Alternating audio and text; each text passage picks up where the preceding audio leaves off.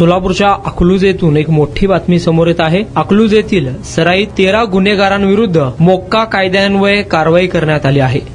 कोल्हापूरचे विशेष पोलीस महानिरीक्षक सुनील फुलारी यांच्या आदेशान्वये ही कारवाई करण्यात आली आहे। लक्ष्मण बाबाजी बंदपट्टे राहणार अकलूज तालुका माळशिरस, बाजीराव हनुमंत सरगर राहणार खुडूस माळशिरस, शंकर अशोक काळे राहणार अकलूज तालुका माळशिरस, ज्ञानेश्वर उर्फ माऊली अशोक काळे, राजू ज्ञानेश्वर काळे, अर्जुन दत्ता चौगुले, अतुल दत्तात्रय काळे, आकाश रमेश धोत्रे, बाळू भारत मदने, रोहित मारुती काळे, सलीम अब्दुल तांबोळी, मनोज अशोक काळे, किशोर राजेंद्र नवगण सर्व राहणार इंदिरानगर अकलूज तालुका माळशिरस असे मोक्का अंतर्गत कारवाई करण्यात आलेल्या 13 गुन्हेगारांची नावे आहेत। कोल्हापूरचे विशेष पोलीस महानिरीक्षक सुनील फुलारी यांच्या आदेशान्वये सोलापूर ग्रामीणचे पोलीस अधीक्षक अतुल कुलकर्णी, अप्पर पोलीस अधीक्षक प्रीतम यावलकर, अकलूजचे विभागीय पोलीस अधिकारी संतोष वाळके यांच्या मार्गदर्शनाखाली स्थानिक गुन्हे शाखेचे पोलीस निरीक्षक संजय जगताप, पोलीस निरीक्षक नीरज उबाळे, सहाय्यक पोलीस निरीक्षक योगेश लंगोटे, पोलीस उपनिरीक्षक सुधीर खारगे, पोलीस हवालदार अमोल बकाल, समीर पठाण, रियाज तांबोळी, हरीश भोसले आदींच्या पथकाने ही कारवाई केली आहे। या 13 गुन्हेगारांवर